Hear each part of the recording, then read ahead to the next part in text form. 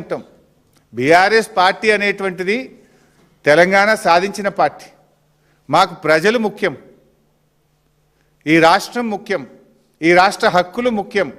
ఇవాళ సింగరేణి కార్మికులు ముఖ్యం. సింగరేణి మీద లక్షలాది జీవితాలు ఉన్నాయి.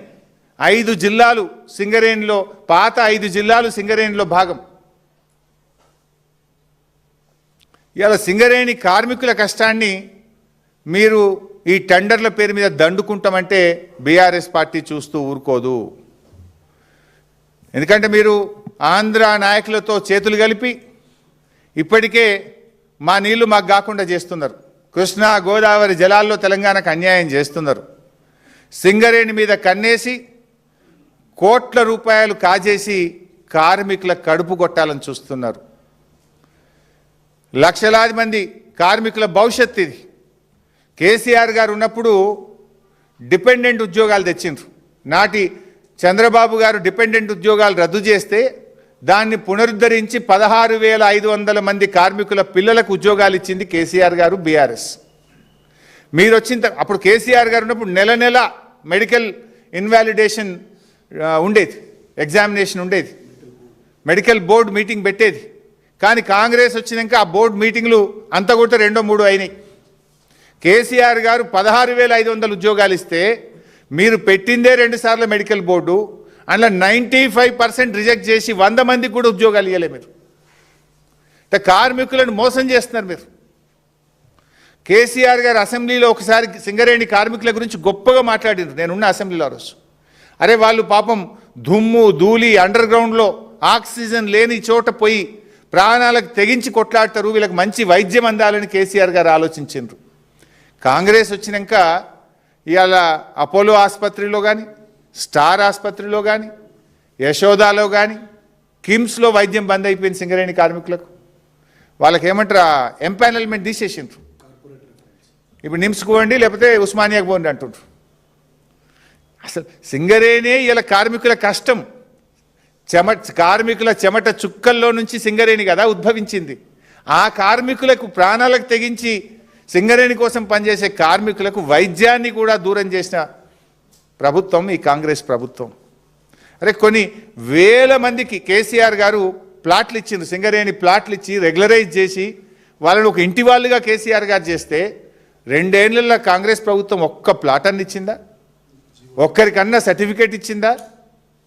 అసలు బోనస్, ఇప్పుడు కార్మికులకు బోనస్లో కోతబెట్టి నీ భోగాల కోసం, నీ ఫుట్బాల్ షోకుల కోసం ఇవాళ సింగరేణి డబ్బులు ఖర్చు పెడుతున్నావు రేవంత్ రెడ్డి. కార్మికుల బోనస్లో కోతబెట్టినావు. సింగరేణి అభివృద్ధి పేరిట పక్కకు పెట్టిన 6,000 కోట్ల లెక్క సంగతి కూడా త్వరలో బయట పెడతాం.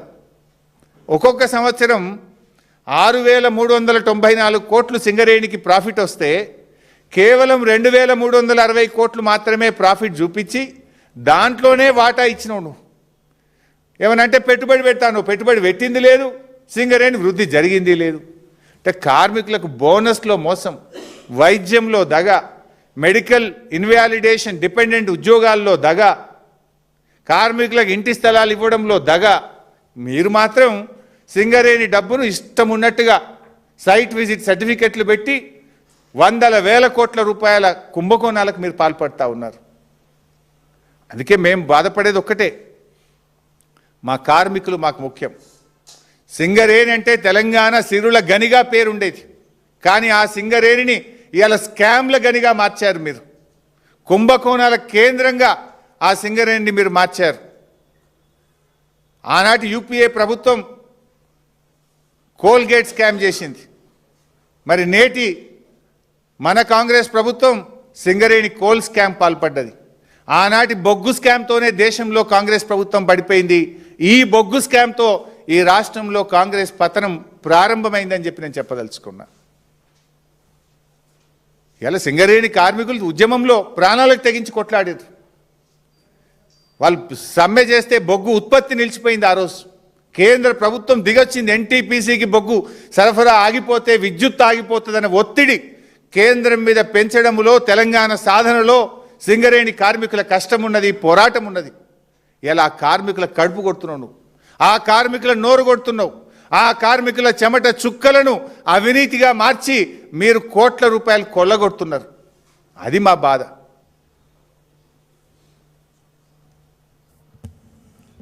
సైట్ విజిట్ సర్టిఫికెట్ షరతు లేకుండా టెండర్ మీ కాంగ్రెస్ హయాంలో జరిగితే మైనస్ పోయింది. వెంటనే 3 నెలలకు సైట్ విజిట్ సర్టిఫికేట్తో టెండర్ జరిగితే ప్లస్ టెండర్లు అయినాయి. ఇది open shut and mouth case, open corruption, red హ్యాండెడ్గా కాంగ్రెస్ దొరికిపోయింది. ఇంకేం బుకాయిస్తారు? ఈమెయిల్స్ ఉన్నాయి, ఫోటోలు ఉన్నాయి, వాట్సాప్లు ఉన్నాయి, వీడియోలు ఉన్నాయి. ఇంకేం కావాలి? ఇంకా ఎంతకాలం బుకాయిస్తారు? పారదర్శకత అంటూ మాట్లాడిన భట్టి గారు కేవలం, నేను అడుగుతున్న భట్టి గారు, కొంతమందికే సైట్ విజిట్ సర్టిఫికెట్లు ఎందుకు ఇచ్చారు, మిగతా వాళ్ళకి ఎందుకు ఇవ్వలేదు? బయట పెట్టండి. ఎన్ని ఈమెయిల్స్ వచ్చినాయో బయట పెట్టండి. ఎంతమంది సైట్ విజిట్ చేసినారు, ఎంతమందికి సర్టిఫికెట్లు ఇచ్చినారో బయట పెట్టండి. నిన్నటి భట్టి గారి ప్రెస్ మీటు సమాధానాలు చెప్పడం కంటే సమర్థించుకునే ప్రయత్నమే ఎక్కువ చేసినారు.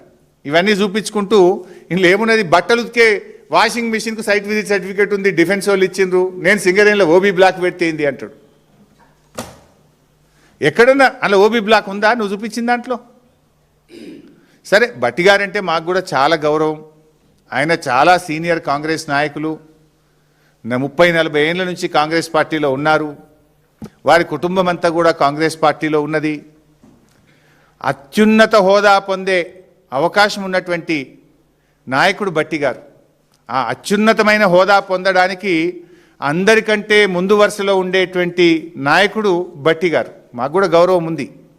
కానీ నేను చెప్పదలుచుకున్నది ఒక్కటే భట్టి గారికి, భట్టి గారు మీరంత అపారమైన అనుభవం గల నాయకుడు, అత్యున్నత హోదా అందుకోవడానికి అనుభవం ఉన్నటువంటి, అర్హత ఉన్నటువంటి నాయకులు మీరు. దయచేసి మీరు రేవంత్ రెడ్డి గారి కళ్ళల్లో ఆనందం కోసం పనిచేయకండి. రాష్ట్ర ప్రజల కళ్ళల్లో ఆనందం చూసే విధంగా పనిచేయడం ఒక సీనియర్ నాయకుడిగా మీ బాధ్యత అని నేను చెప్పదలుచుకున్నాను. అందుకే మీ కాంగ్రెస్ పాలనలో జరిగిన బొగ్గు స్కామ్లో ఒక సిట్టింగ్ జడ్జి చేత, సుప్రీంకోర్టు, హైకోర్టు సిట్టింగ్ జడ్జి చేత లేదా సిబిఐ చేత విచారణ జరపాలని చెప్పి నేను డిమాండ్ చేస్తూ ఉన్నా. రేవంత్ రెడ్డితో మాట్లాడితే ఏమవుతుంది? నువ్వు ఏమంటున్నావు? ఉత్తరం రాయి, నేను రేవంత్ రెడ్డితో మాట్లాడి చెప్తా అంటున్నావు. అరే, కుంభకోణానికి సూత్రధారి, పాత్రధారి అంతా రేవంత్ రెడ్డి అంటే నువ్వు ఆయనతో మాట్లాడటానికి దొంగ చేతికి తాలపు చేలు ఇచ్చినట్టు కదా ఇది. అందువల్ల ముఖ్యమంత్రి స్థాయి వ్యక్తి మీద విచారణ జరగాలంటే అది కేంద్ర ప్రభుత్వ స్వతంత్ర ప్రతిపత్తి కలిగిన సంస్థ విచారణ జరపాలి. సెంట్రల్ విజిలెన్స్ కమిషనా, సిబిఐయా, ఒక సుప్రీంకోర్టు సిట్టింగ్ జడ్జి చేతన ఆ స్థాయిలో జరపండి. అందుకే నేను కేంద్ర మంత్రి గారికి లేఖ రాశాను. సరే, ఇంకా కొన్ని విషయాలు ఉన్నాయి, నేను మళ్ళీ నెక్స్ట్ రౌండ్లో చెప్తే ఇలా ఎక్కువైతున్నాయి.